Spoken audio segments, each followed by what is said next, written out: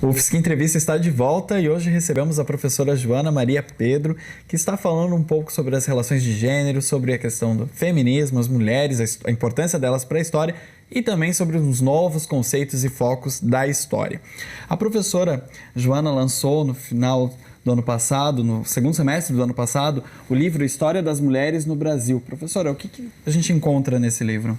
Esse livro aí, na verdade, ele é Nova História das Mulheres no Brasil. Em 98, foi publicado o História das Mulheres no Brasil, no qual eu tenho um capítulo, que é Mulheres do Sul.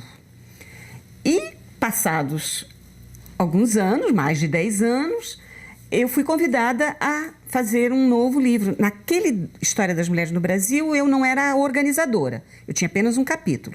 E neste eu fui convidada para, junto com a professora Carla Bassanese Pinsky, ser a organizadora deste livro.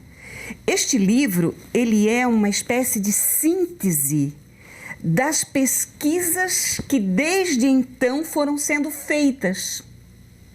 Então, trabalha com mulheres no trabalho, questão do corpo, mulheres em armas, mulheres de elite, mulheres escravas, tem mulheres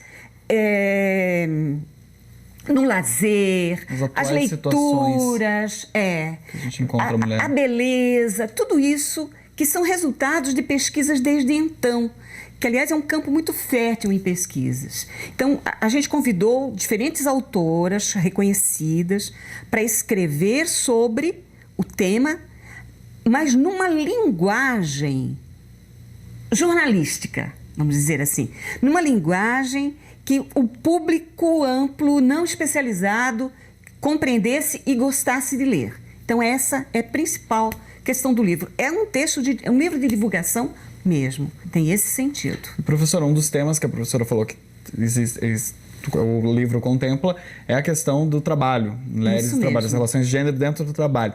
Como que a professora enxerga hoje em dia essa relação das mulheres no seu emprego, a questão dos comandos, chefias? Como que a professora vê isso? Primeiro, quero lembrar que não é de agora que as mulheres trabalham.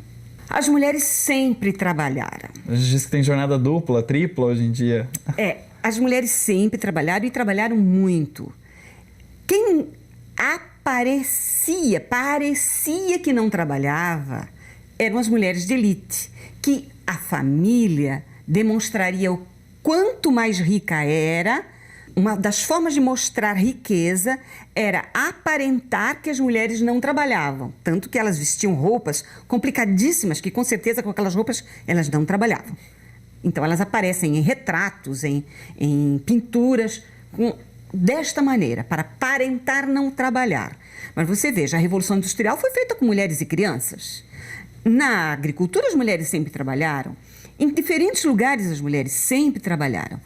A diferença que a gente vai encontrar no século XX é a entrada das mulheres de camadas médias urbanas no trabalho. Tentando ser médicas, advogadas. Formal ou mais... E trabalho formal, com carteira, com registro. Isso é próprio do século XX. A diferença de rendimento reduziu, mas continua. Há uma diferença entre o rendimento dos homens e o rendimento das mulheres. Embora a gente esteja quase em 50% do trabalho formal, fora o informal, certo? Agora, o que ainda tem dificuldade? Por que as mulheres ganham menos? Porque elas ocupam menos os maiores postos. A diferença nos homens é justamente essa. É bom lembrar que nas universidades elas já são mais de 12% a mais que os homens, como alunas de universidade. Então, o que a gente está vendo? Elas estão estudando mais, mas ainda não igualaram os salários, porque os cargos ainda são muito mais ocupados por homens, pelo menos por enquanto. E professora, a questão também dos direitos conquistados os direitos trabalhistas conquistados pelas mulheres, licença maternidade, né, o acompanhamento do filho enquanto trabalha, essas questões. O movimento feminista, que a professora estava conversando comigo, ele também busca defender que o homem também tem esses direitos. Então não é excludente, mas inclui né, essas discussões? O que mais que esses movimentos trazem? E por que a gente quer que os homens também tenham esses direitos? Por exemplo, quando uma mulher ganha filho, primeiro que ela não fez o filho sozinha, certo? E segundo, que a gente entende que quem cria o filho não é só a mulher, é o homem também. Então o pai e a mãe têm que estar presentes, daí a reivindicação e também licença paternidade. Os homens precisam acompanhar os bebês. Como é que vai criar um laço afetivo se eles não estiverem próximos? Então, é esta a discussão. Uma outra coisa, durante muito tempo se definiu que determinadas profissões não podiam ser ocupadas por mulheres porque fazia mal para a saúde delas. E deles não faz? Claro que sim. Aliás, esse machismo tem permitido que as mulheres durem mais. Sim, mais que os homens. Vivam mais tempo. Vivam mais que os homens. Mas os homens também têm que ter esse direito.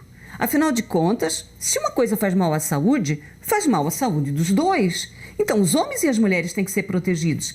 Aliás, eu tenho visto que está saindo uma campanha nova agora na mídia para que os homens cuidem das suas saúdes, da sua saúde. As mulheres têm sido instadas a fazer isso há muito tempo, porque vão ser mães, porque para cuidar da prole, para que a criança nasça com saúde. As mulheres sempre foram muito investidas em cuidar da saúde. E os homens estiveram bastante abandonados por essas políticas. Alguns homens têm um pouco de resistência a buscar um médico. Parece assim que vão Medo, vergonha. Medo, vergonha, como se fossem frágeis. E morrem cedo, ficam com problemas de saúde sérios. Sofrem e não podem mostrar que estão sofrendo. Isso é machismo puro que só prejudica a saúde. Gostaria de agradecer muito a sua presença no UFSC Entrevista. Eu agradeço. Muito obrigado mesmo e até um futuro aí pra gente conversar sobre a pró-reitoria de pós-graduação da UFSC, tá certo? Muito obrigada.